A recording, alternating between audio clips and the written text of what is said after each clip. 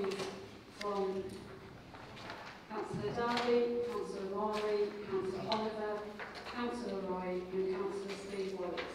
Are there any more from the floor? Sorry. No, sorry, I didn't. Thank you. Councillor.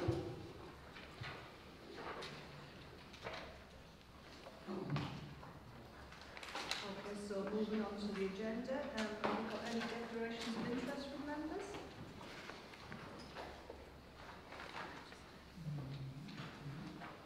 No.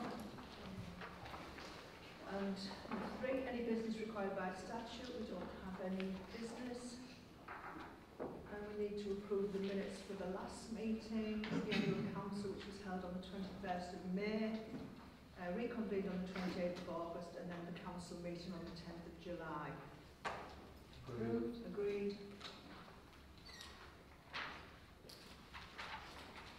No questions from members on the minutes of the last meeting? No. Any business required by statute to be done? No. Nor at 7 nor at 8, we've got nothing there either.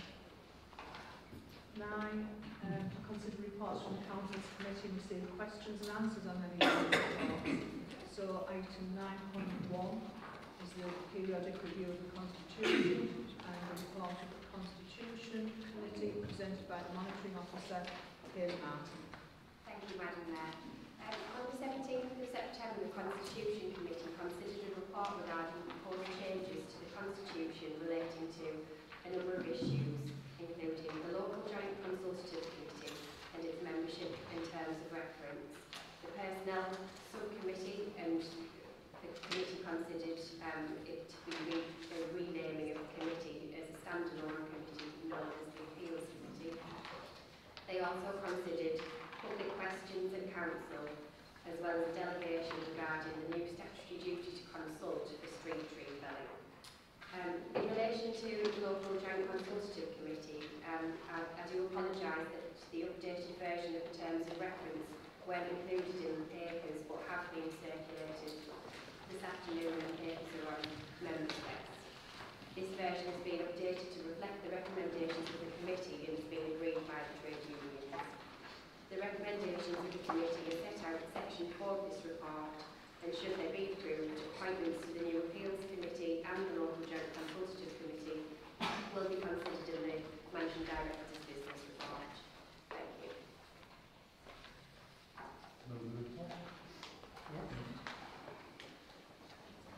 Do we have any dissent?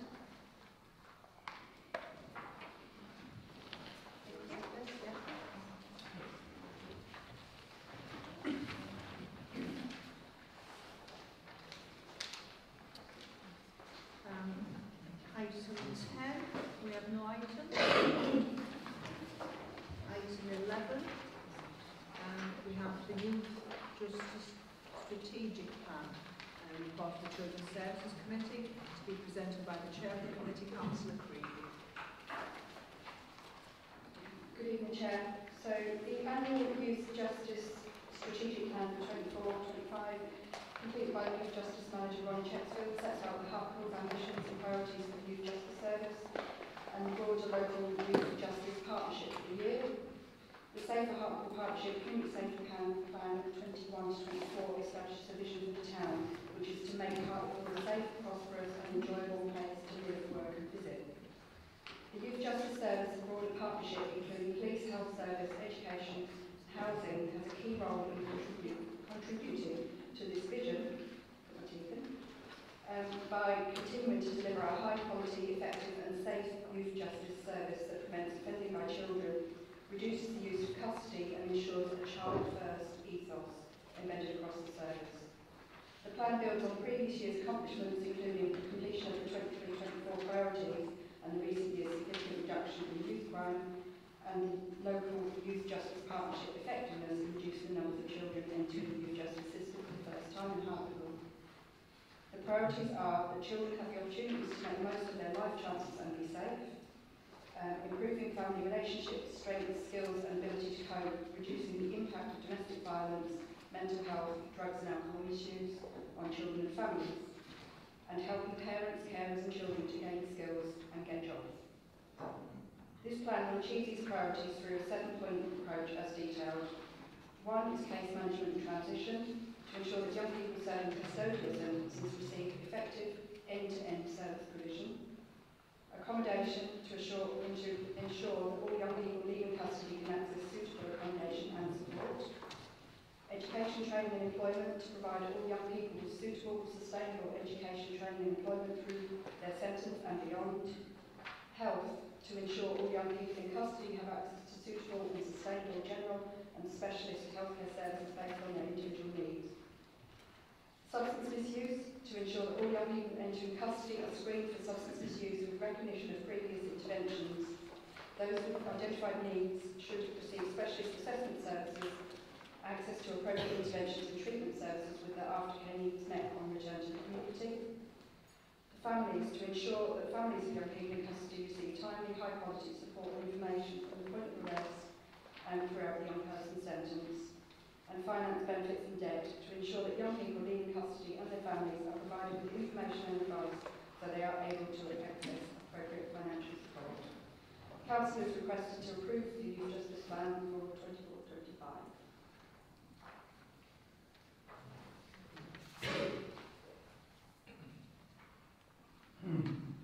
Does anybody have any questions on the report? Councillor. Thank you, Madam Mayor. I think it's a very well put together report and it shows a clear plan that's been going on for a number of years, so it's great for that. I think I'm sharing something that all members are frustrated with when I say this, and it goes back to the previous local authority and our leadership and the former leadership of the government, where young people are coming out of custody, whether they're guilty or not guilty, so they're being held in remand. We're in a situation where they come out and they don't always qualify to get temporary accommodation or full-time accommodation. And I think that's something that we should be, as part of this plan, making very clear to whoever is now empowered in terms of the departments in government and Petitioner and Jonathan who's here tonight to say we need to have changes to the legislation to make that easier for those people coming out of prison and getting into accommodation as quickly as possible. Would you like to respond, Councillor Craig? There's a nod, there was a nod. A nod will do. So we can agree the recommendations on that one? Agreed. The next item, item 11B, is the Strategic Financial Management Record. Report from the Finance and Qualification Committee presented by the Chair. Thank you, Chair. As members are aware, the Town Hall Theatre has been closed for a number of months with a part closure of the Borough Hall. As part of reopening plans, it has been identified that further maintenance and improvement works at the Town Hall Theatre are needed desperately over the next 12 months. The estimated cost of these works is £700,000. It is proposed that this is funded by a £700,000 transfer from the Borough Hall £3 million scheme that is included within the capital programme. As a environment of funding of £700,000, this requires full council approval, and I do hope members will support this recommendation in order to ensure the safe and successful reopening of this important culture venue. Thank you. Any questions?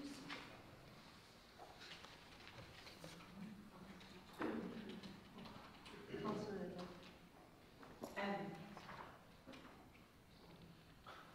It won't go on. Massons, should we get married at Borough Hall? Ashton, and then Castle. I don't think you mean to declare. I know, but I can say no. Okay. We need a recorded vote with it being a budget decision. So, just make sure all copies. So those in favour of the transfer of the £700,000 to go to the refurbishment of the Town Hall Theatre, Councillor Allen. For. Councillor Bailey-Fleet. For. Councillor Boddy. For. Councillor Lucan. For. Councillor Clayton. Clayton? Who's not here, sorry. Councillor Cook? 4. Councillor Cranny? 4. Councillor Creevy? 4. Councillor Dodds? 4. Councillor Dunbar? 4. Councillor Feeney? 4. Councillor Hall?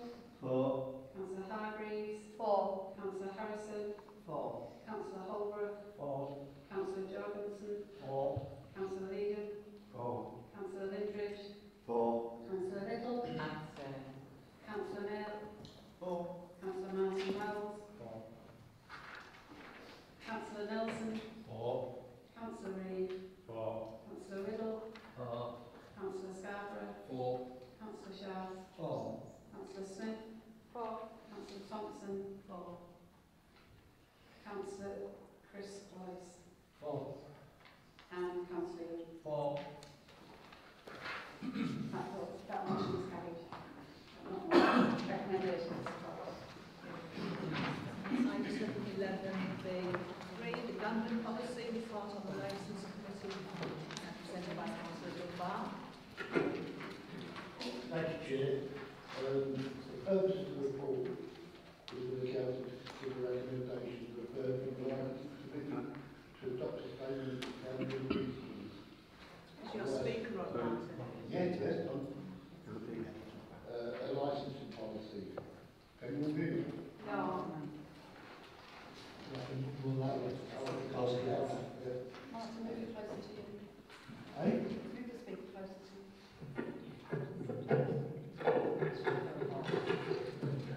Right, probably still. Right, the purpose of the report is for council to consider recommendations referred from the licensing committee to adopt a statement of gambling principles, a licensing policy.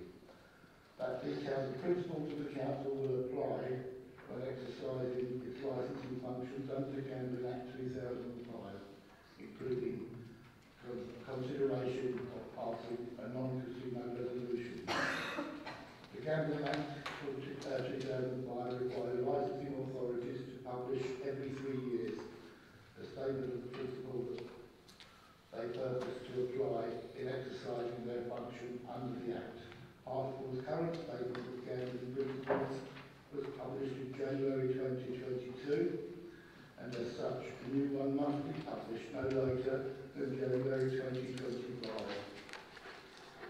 The draft statement contains a non-casino resolution, and council is required to consider whether such a resolution should remain. While such a resolution is permitted by the Gambling Act, it does not in reality carry any weight, as casinos can only be developed in areas that have been pre-approved by the Gambling Commission, and Hartlepool is not one of those areas. The draft statement of principles has been subject to public consultation, which ended on the 25th of August 2024, and one response was received from the National Gambling Support Organisation. Following the conclusion of the consultation process, the Licensing Committee reconsidered the draft statement on the 20th of September 2024 and determined that it should be recommended to full council for approval and adoption. As Chair of the Licensing Committee, I recommend that council accept the Licensing Committee's recommendation and approve the adoption of the draft statement on gambling principles with effect from 3rd of January 2025. I further recommend that council accept the Licensing Committee's recommendation and approve the adoption of no casino resolution. Anyone have any questions on this report?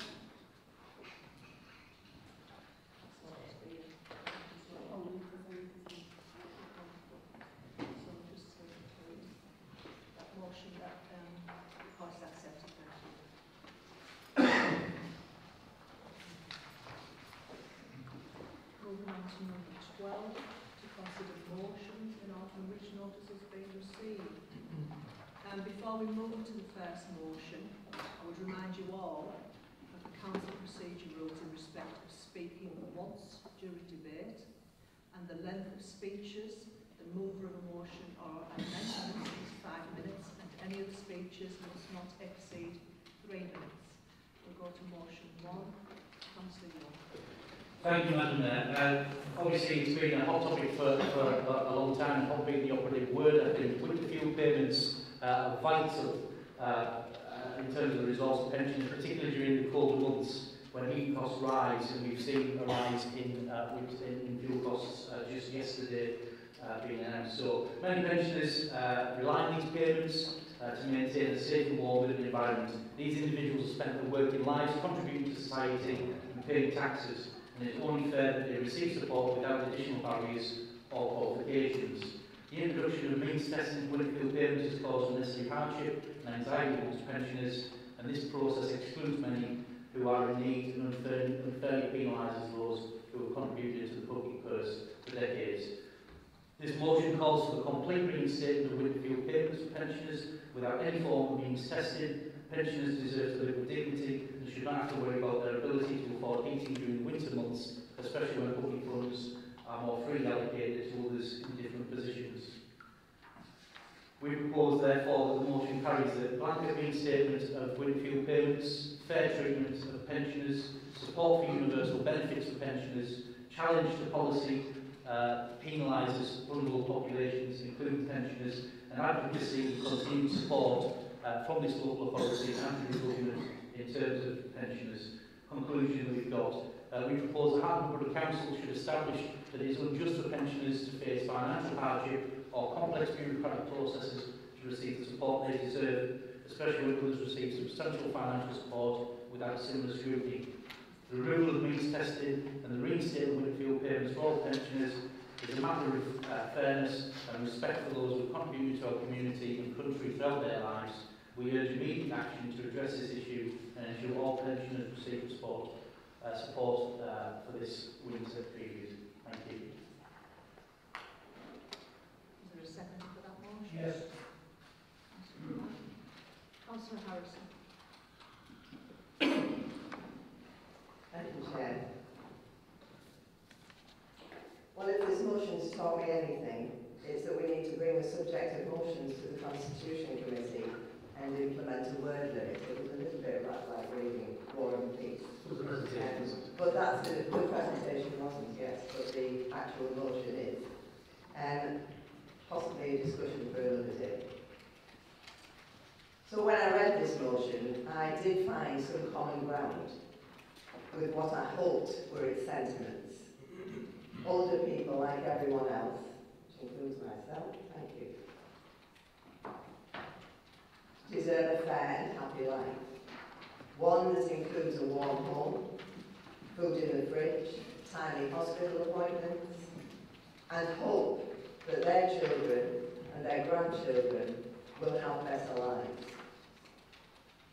However, I find it shameful that some of the councillors opposite to present this motion after their party spent the last 14 years in government implementing policies that have left our country in the crisis that people find themselves in.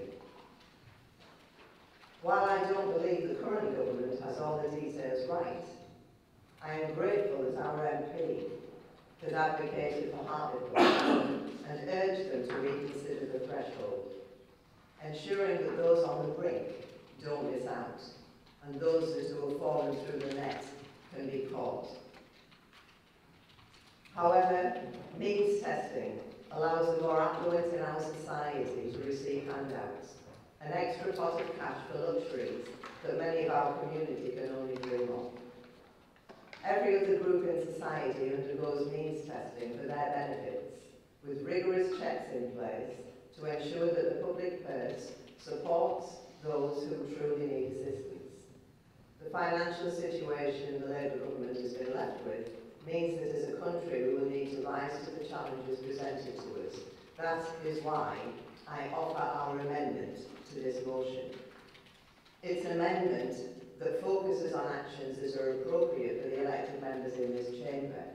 An amendment which contains actions that will make a difference.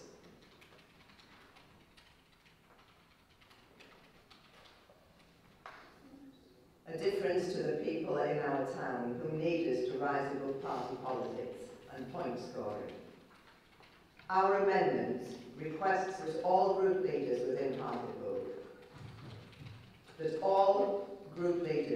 Hartlepool Borough Council signed a joint letter to the Chancellor of the Exchequer, calling for a review and raising of the threshold for the winter fuel payment. It requests that all group leaders within Hartlepool Borough Council sign a joint letter to Jonathan Brash MP, supporting his position that the winter fuel payment threshold must be raised. It resolves that the Council commits to continued advocacy on behalf of our pensioners and to providing support for those in need. We do stand with our elderly residents in demanding fair treatment and a review of the winter fuel payment threshold. Also, as part of this amendment to the motion, I would like to propose that the MP be given the opportunity to address Council, given that he is named in the original motion. Thank you. Councillor Dodds. Second. Thank you, Chair. I'd like to start by saying that being in opposition is tough. Passing out the way of being effective whilst contributing to the business of the council, it can be difficult. Putting forth motions that elicit much needed debate. Sadly, this entire motion is nothing more than a weak attempt by a party that finds itself in opposition without any way of positively contributing to the business of the council. The fact that they've attempted to use this chamber as a means of attacking the government while staying silent on 14 years of austerity that we've had to endure under the Tories, and the devastating effect that that's had on this council's ability to provide the services so desperately required by the residents of Hartlepool. It just sums up the Tory party in a hangers-on. We offer no support, no solutions, just more smoke and mirrors. As for this apparent dancing conversion that the opposition seem to have found for the plight of those in need, perhaps if they and their party had actually been worried about the abject poverty faced by so many in our country, we might not have had to see the tens of thousands of deaths that were a direct cause of austerity since 2010. The Labour Party will offer an amendment to this motion that asks pertinent questions, that offers real action, and that is actually within the remit of the council. Now, I'll be the first to admit that the new government hasn't got it exactly right on the fuel allowance, they haven't. We on this side of the chamber are all of the firm belief that the threshold is too low. However, given millionaires and those who are well off to £300 every winter, while there are children in this country and in this town going cold and going hungry, is wrong. It's immoral and it's a stain on this country. And it's one that's been perpetuated under the Tories for far too long. We say no more. Benefits should be and will be paid to those who need it, those who are cold, those who are hungry, those who are struggling, be they old or young, or anywhere in between. That's what the Labour Party stands for. A fairer society, and a society that builds people up, protects and supports its citizens, whether they're the workers, whether they're the entrepreneurs, or whether they're the people who are in need of help. I therefore move that members vote to amend this motion and then carry on the business of this council and support the people of Hartlepool like we were elected to. Thank you, Councillor. Any questions? Councillor Young. I'd like to reply. I think there's going to be a motion about finances of the country. I think the bits that have been missed out is, you know, there was a international pandemic, there have been wars, we've all been affected by the cost of living rise, and they're international factors, and they're things that we couldn't necessarily control, however bad they were. Taking on what you're saying there, if Labour had come in and immediately taxed Google an extra percent tax, then I think that probably would have been accepted. The fact that we've got straight pensions is the shameful part of this whole conversation. And you seem to agree on the inside. Pensions should not be impacted this way. We won't be, certainly from Conservatives, we won't be accepting the motion, we'll vote against the motion, or we let it discourse with the vote. Okay, so we'll take that to the vote. So we now go on the amended motion. So it's a recorded vote. So again, it's our 4 in 4 of Councillor Harris's amendment. Councillor Allen. For. Councillor Bailey-Fleet. For. Councillor Boddy. For. Councillor Buchan. Against. Councillor Cook. For. Councillor Cranny. Against. Councillor Creevy. For. Councillor Dodds. For. Councillor Dunbar. For. Councillor Feeney. For.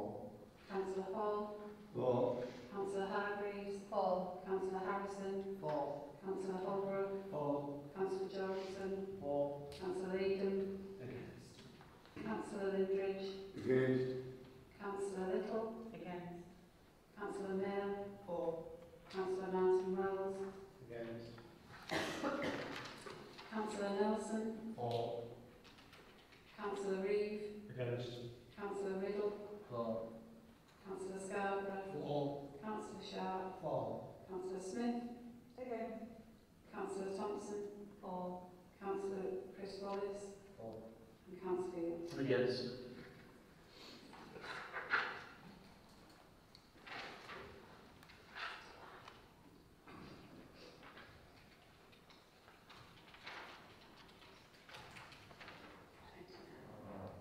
That motion is carried 29. I think Chair was part of the motion to invite the We've got to close that amendment to substantive motion. So the amendment has been carried and becomes a substantive motion. We should therefore vote again, but if members are happy to do that by show of hands, rather than recorded vote. Is the vote going to change from the previous vote? No. So it's carried across that vote. Okay, so that motion is now concluded, and I would like to ask Mr. Jonathan Brash to please come to the lectern and respond to the comments that were first received in the motion.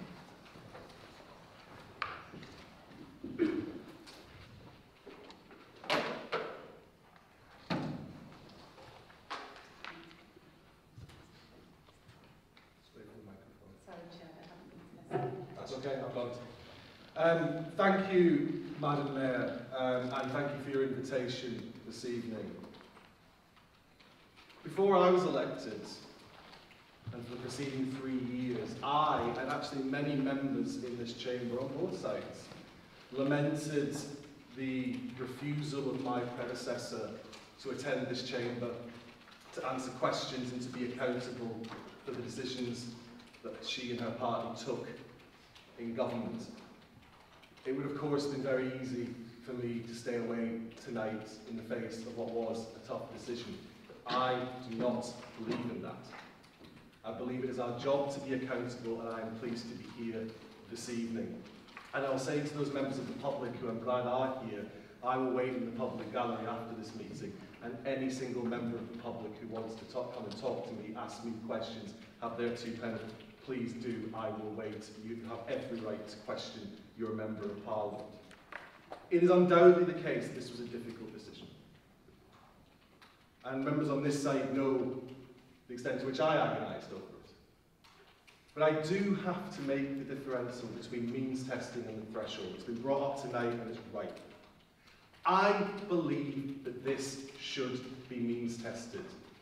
The motion brought by the Conservatives tonight could well have been a motion for millionaires, handing out public money in a cost of living crisis to the wealthy is morally wrong.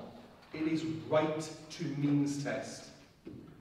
My parents are losing the winter fuel allowance, and they would be the first to say that is completely correct. However, the threshold is too low.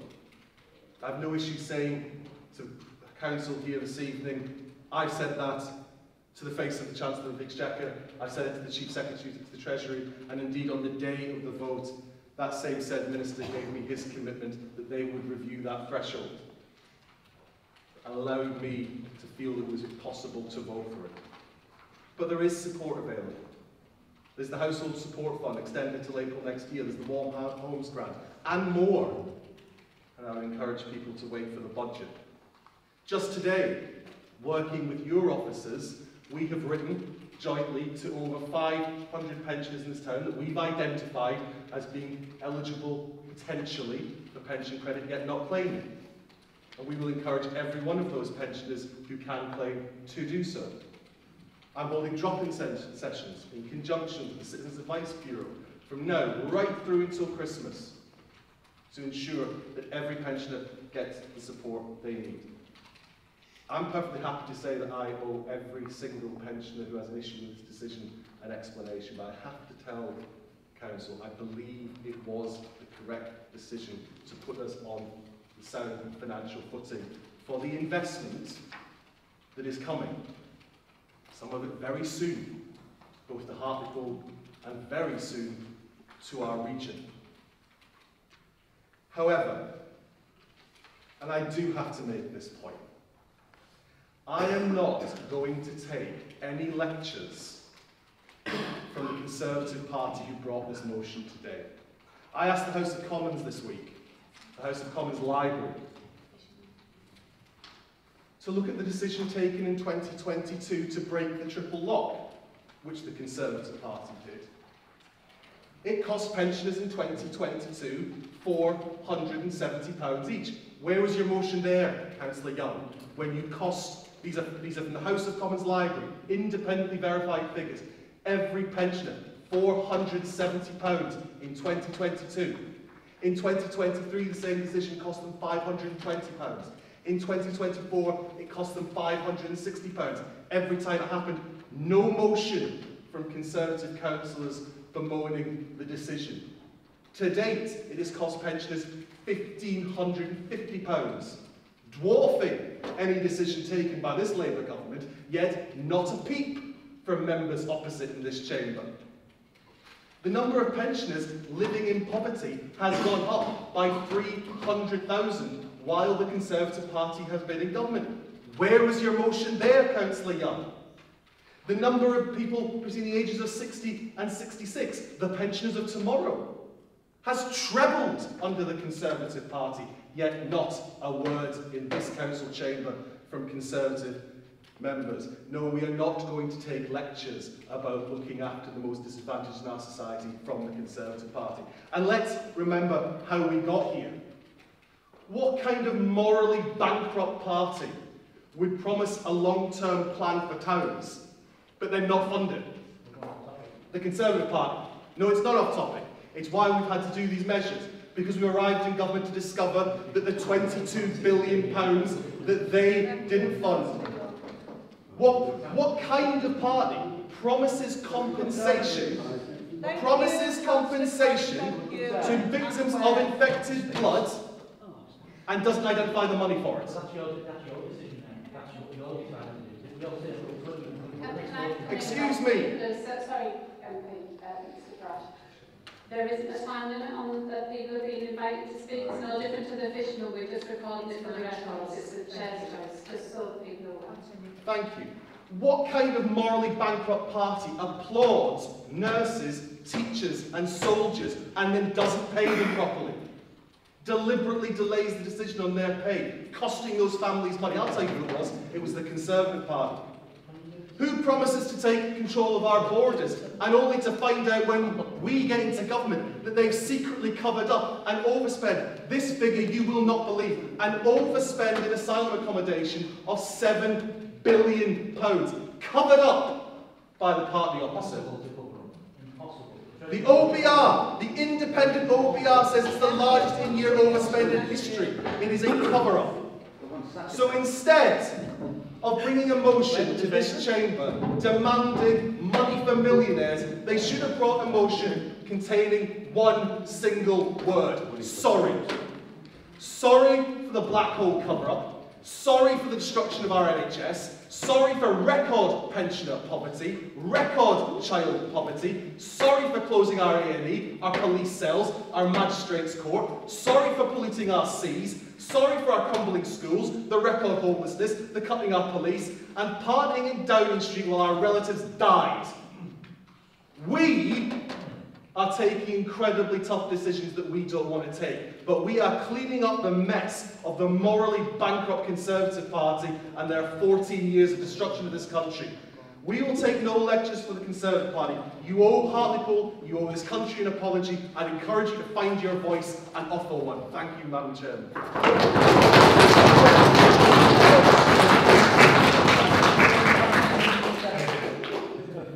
you, Mr. Brash. I think we'll move straight on to the next motion. Fairly apt.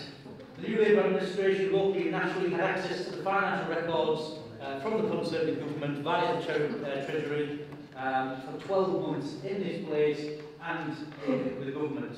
There is an amendment to the second paragraph. It's 11,072,000 gross deficit, not 12 million, so I admit that mistake and apologise for that. In the face of these challenges, we successfully managed as a council to restrain the council tax rise. The pot council tax went up by 0.99%, one of the lowest in the country. Obviously, the social care precept was at 2%. It's our view that the 22 billion was spent on things outside of this country. Well, certainly 11.6 billion of it, and then 9 billion went towards adding £10,000 on average to the train driver salaries, some of them now on 85,000 a year. And nurses receiving 22%, which is a little bit out of sync for everybody else, I think you'll agree. 22% pay rise for nurses. Now, I respect nurses. Nurses look after me on a daily basis due to my health conditions. But there's got to be balance and there's got to be a firm rationale. So, we ask the Council to consider right to the Department responsible, such as the Treasury, the Department of Housing and Communities, to express our concern over the lack of transparency and communication regarding the national financial deficit that they are saying exists. We think that somebody in the Treasury must know about this because it will be hard to hide £22 billion. I think people agree with me, you would struggle to hide £22 billion. And then the £7 billion that Mr. Brash has referred to. We request a formal investigation into the causes of the £22 billion national shortfall, if it actually exists. Urge the government to hold accountable those responsible for management or lack of transparency regarding those levels, and to consider appropriate reprimands for any failures in financial oversight, and support measures that ensures that all levels of government are fully equipped to maintain transparency in fiscal forecasting, and that their interests of local authorities, such as Hartlepool Borough Council, are better considered in national financial planning. Seconder? Yes. Thank you. Councillor Hargreaves. Well, where to start? I'd like to propose an amendment, so I'll come on to that, but I just want to speak a few words actually. I mean, we've heard quite a lot of emotion in the chamber, and I have to say, I do want to just applaud the members opposite for their valiant effort in reframing with this motion the last 14 years. I mean, to be fair, I think you might have just passed it round and everybody wrote a paragraph because it seems to have chucked in everything that you might have had an issue with at any point in time. So just, you know, in terms of trying to kind of smoke and mirrors your way out of your record over the last 14 years, and I do commend you. And I just want to pick out a few highlights, really, because I think when you talk about fiscal management and mismanagement, I mean, the list is it's pages long, but just a few of my personal favourites. Rwanda, 700 million that sent 4 volunteers. So these are people who wanted to go to Rwanda and spent 700 million sending them. 30 billion Liz Truss took off the UK Treasury. And I'm glad you mentioned COVID earlier on, Mike, because that cost the taxpayer 10 billion in wasted PPE equipment. There was Boris's Garden Bridge scheme that wasted money, not to mention Sunak's 40 million helicopter contract. And then there was the fact that you haven't paid any of the compensation that was due to the WASPI women, which is an absolute travesty, and another example of something that has been kicked down the can. And you can't just say, it's your mess, it's up to you to sort it, Mike, although that does seem to be the situation. We've got thousands of asylum seekers that have been put up in hotels, expensive hotels, on your watch because successive Home Secretaries couldn't get a grip on the problem. And I do find ironic that one of those Home Secretaries is James Cleverly. I mean, he's got to be the most inappropriately named man in British politics because he never does anything cleverly.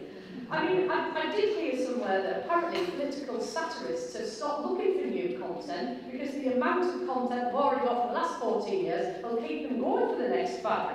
I mean, I just think perhaps if we hadn't have spent, as a nation, as a government, we haven't frittered away all the money. And then just a few highlights. Oh, I did forget my personal favourite actually, which was the 14 million that Chris Grayling spent contracting a ferry company that didn't have any boats.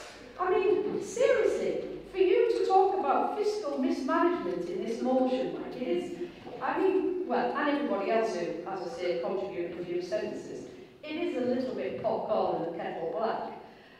But I do want to highlight you. I do want to thank you for the opportunities to highlight those. And I think if you read our amendment, we are accepting that there are a certain number of inquiries and there are some letters that need to be written and there are some things that need to be uncovered. But far from it being about the current administration that have been in, what is it, 100-something days? I think what we ought to do is have an urgent inquiry looking at the mismanagement and the actions of the previous Conservative government, and I think you'll agree that the number 5 there, for moving forward, my point number 5 about all of us in this chamber adopting the principles, the Nolan principles. Let's have some leadership, let's have some integrity, and let's not spend a lot of wasted time on petty politics and things thrown in that are lies and just fabrications. Let's have some grown-up politics in here as well as everywhere else. And with that, I move the amendment.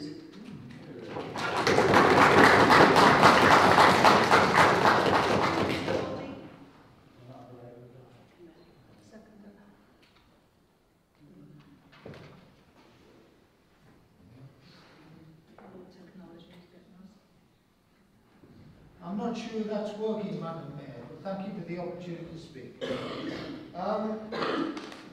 When I was given the honour of seconding the amendment, it's incumbent to read the original motion and read it in detail, which I did, of course. And when I was reading it, I had one of those pin moments, and I thought, the word motion has a number of meanings. Maybe the actual meaning for this motion isn't the one to do with resolutions. So bear that in mind, because that occurred to me when I was reading it. Maybe it's the wrong meaning for the word motion we should be discussing here. But to get to what I consider to be the nub of the matter in the motion, it's really on page 5, which the Council is asked to consider. So we're asked to consider 3 paragraphs. So I thought, right, let's go to someone who might know about these things. So I read the letter that Simon Gray wrote with regard to whatever, or possibly whether there was any black hole. And I'll read it out. So this is what he said. Sizable in-year spending plans have resulted from the complete lack of a new spending review to replan the budget in the face of significant pressures which have materialised once the 2021 spending plan had been made. And there was no attempt whatsoever to manage what was happening. No attempt whatsoever. That's Simon Gray, the Cabinet Secretary, the highest ranking civil servant in the country. So I think we maybe can take that as being an indication of what was going on. So it then came to my little mind, I wonder why that was. Well, if you go up to 2019 onwards, so I'm not going back to the dreaded 6th of May 2010. I'm just going back to 2019. So since 2019, we've had 5 Chancellors of the Exchequer. 5. We've also had 3 Prime Ministers. So it occurred to me that maybe this complete lack of financial probity was down to the fact they were all trying to be Prime Minister for 49 days. or trying to be Chancellor for 32 days, or trying to be Chancellor for 41 days. Now, if they'd actually got on with managing the economy and ensuring that what they were saying they were spending was actually costed, and not doing all the things that Pam's already pointed out, we wouldn't have this black hole, we wouldn't have this mess, and we would be in a position to do things properly. Thank you, Madam Mayor. Thank you. Any questions, Councillor? Right, reply, Madam Mayor. I think you inherited the fastest growing economy in the G7. That's one thing I would say. And I think if you go back to 2010, Liam Byrne said himself on your side that there was no money left. We were recovering from your bad job, and we did a pretty good job of doing it. So I think we need to match facts with facts in that sense. So the motion's been the amendment's been proposed. We'll take the amendment and we'll be voting Can I against. just offer a point of clarification? I'm really sick of that letter being mentioned all the time, because apparently it is a historical tradition that every outgoing Chancellor writes that letter, the same type of letter. There was only one government that actually sought to make that public, even though it has been a long established tradition. And that was your lot, the Tories, because that's the type of people that you are, deceitful, disingenuous, and likely to spread untruths.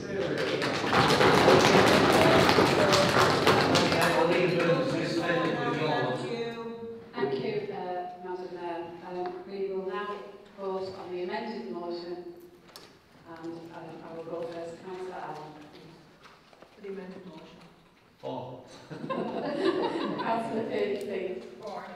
Councillor Boddy. For. Councillor Buchan. Against. Councillor Cook. For. Councillor Canning. Against. Councillor Creevy. For. Councillor Dodds. For. Councillor Dunbar. For. Councillor Feeney. Councillor Hall. For. Councillor Hargreaves. For. Councillor Harrison. For. Councillor Holbrook. For. Councillor Jorgensen. For. Councillor Leedham. Councillor Lindridge. Against. Councillor Little. Against. Councillor Mayo. For. Councillor Martin Wells. Councillor Nelson. For. Councillor Reeve. Against. Councillor Riddle. For. Councillor Scarborough. For. Councillor Shaw. For. Councillor Smith. Oh, yeah. Councillor Thompson.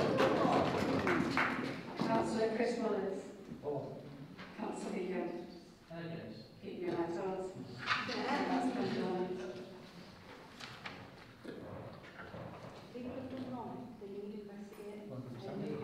That motion is carried 21-8. We'll move that to a substantive motion. Is there going to be any change in the votes that we just heard? No. The second motion is carried. Thank you, Chair. Okay, so we'll move smoothly into item 13. To receive the Managing Director's report and pass such resolutions thereon as may be deemed necessary. So, we've got quite a bit of business to get through this evening anyway. So I've got membership vacancies from a number of committees. Helping inform Councillor Darby has resigned from the membership of the Planning Committee, and this vacancy has been added to the list below. I will read out each one, and if they're not accepted by the independent or the Conservative seats, because they've been vacant for so long, they are open to the others' side to accept them. Sorry, Councillor. Madam Mayor, I think there was some issue in terms of Rob Darby's decision, and I can't say that openly, but he wants to keep hold of that position. That's okay. There's been a change of mind in that. No problem, thank you. So Councillor Darby retains his seat on finance, so that's no longer a vacancy. So licensing committee, are there any willing volunteers from the independents? No?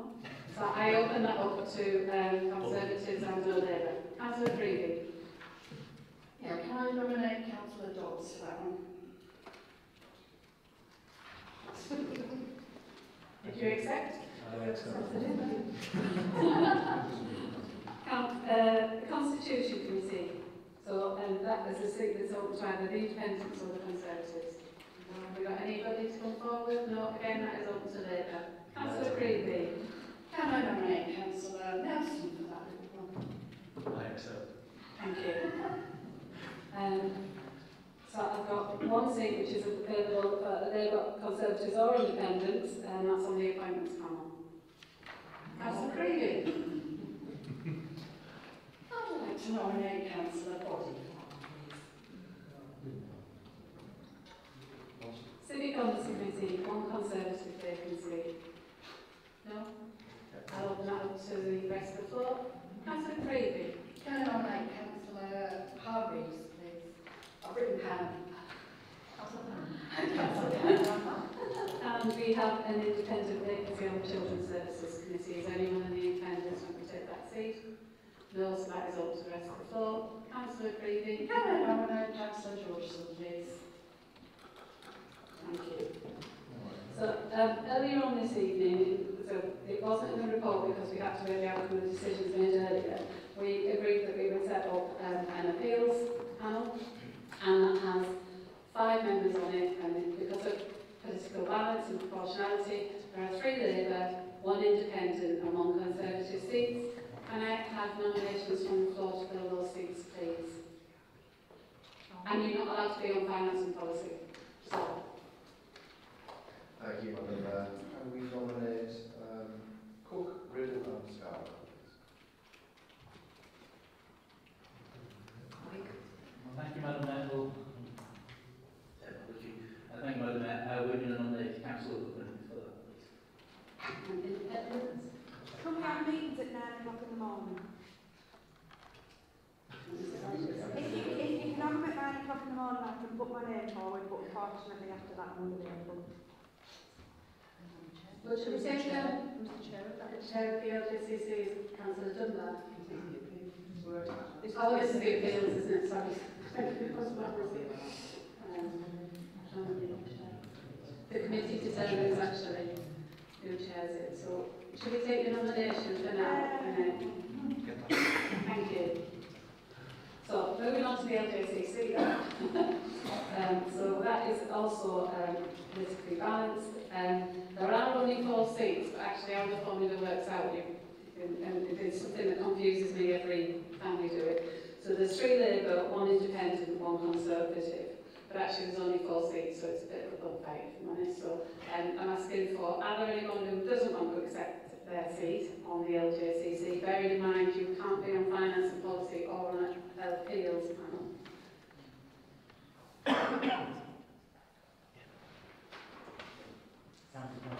Councillor Reid. Conservatives, Independents? No. You're not taking any seats at all? I'm on So 3 Labour, 6. Thank you. Can we have Councillors Dunbar, Body and Moore, please?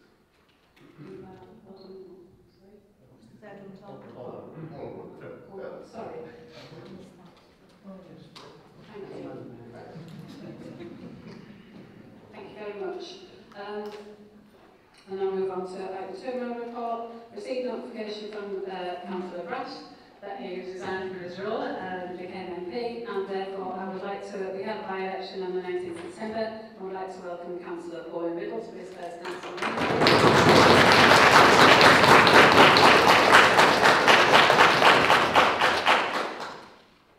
And there is a consequence, there are some vacancies which are set out in my report on the outside buildings. Thank you, Madam Mayor. Probably remiss of all of us not to welcome Councillor Riddle to the chair of tonight. So welcome Councillor Riddle for his time with us. Thank you. Thank you. So outside body seats that are vacant, Hartlepool Power Station Community Liaison Committee, that's open to anybody. Councillor Creevy. Can I just nominate for all 3 rather than having to get up and down? Same Hartlepool Partnership one is actually taken by the leader of the council, because it's actually an automatic thing, because the chair of finance and policy and chair of neighbourhoods actually automatically take those seats unless Councillor Harrison, who's prepared to stand down, gives someone else. I thought I was an extra on that. You stood down to allow Councillor Brash to take. Can I do the other 2? You can. So, the Hartlepool Power Station Community Liaison Committee, we would like to nominate Councillor Hargreaves, or Councillor Pam, actually. And the Victorian Jubilee Homes would like to nominate Councillor Riddle.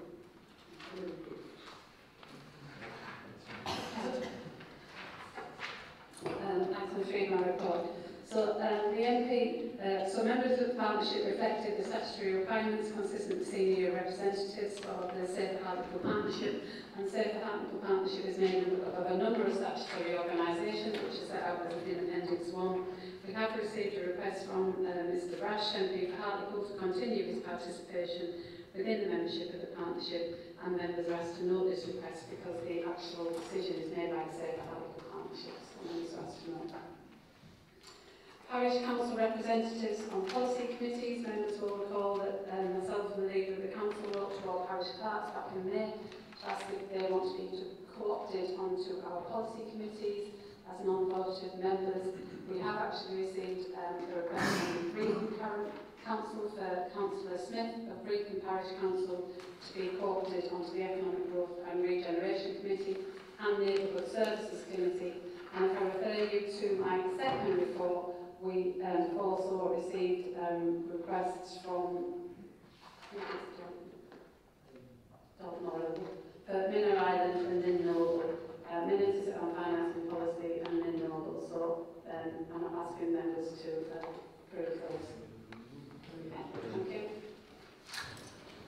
Item 5. Councillors will be aware that the Substance Misuse Treatment Centre on Whitley Street needs to be replaced, and a new build site at Roker Street had been proposed, and funding of around £3 million was agreed to support this new build.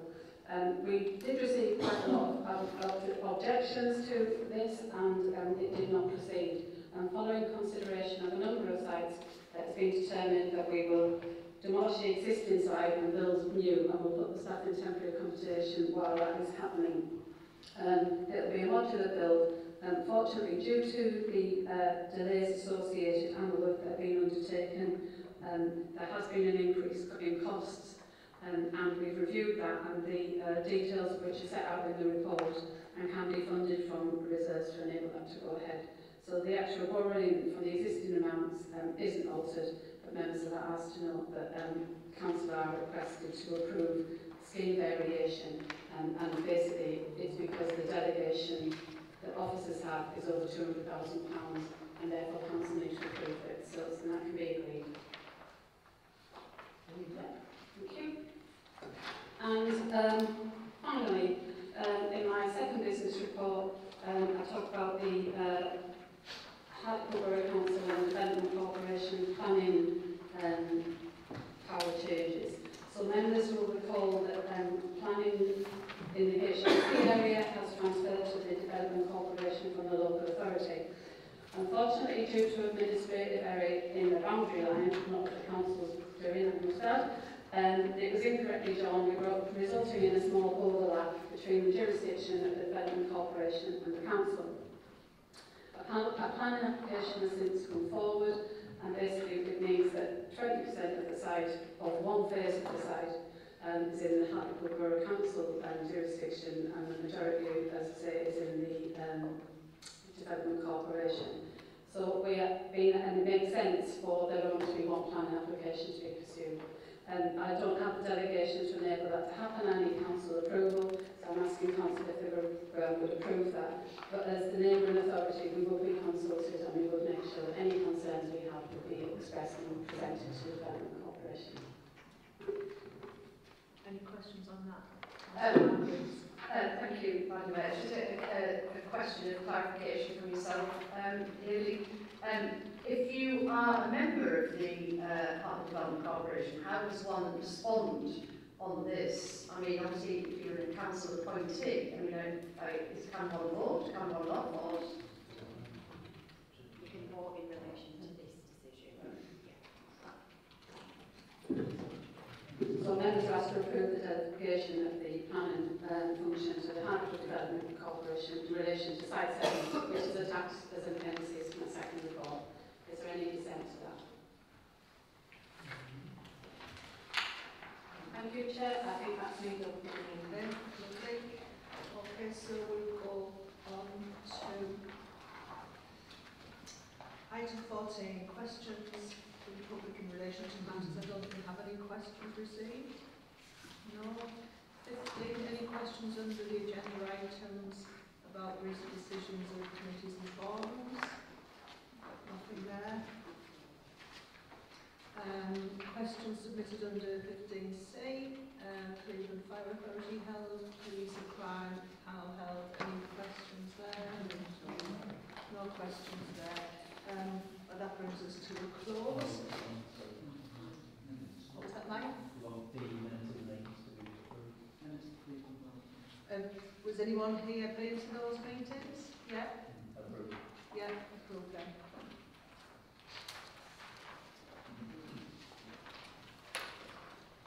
Everything? Anything else you want to worry about? Okay, the date of next meeting I've got is Thursday the 12th of December, 7 o'clock in this chamber. That's everything, thank you. Please stand.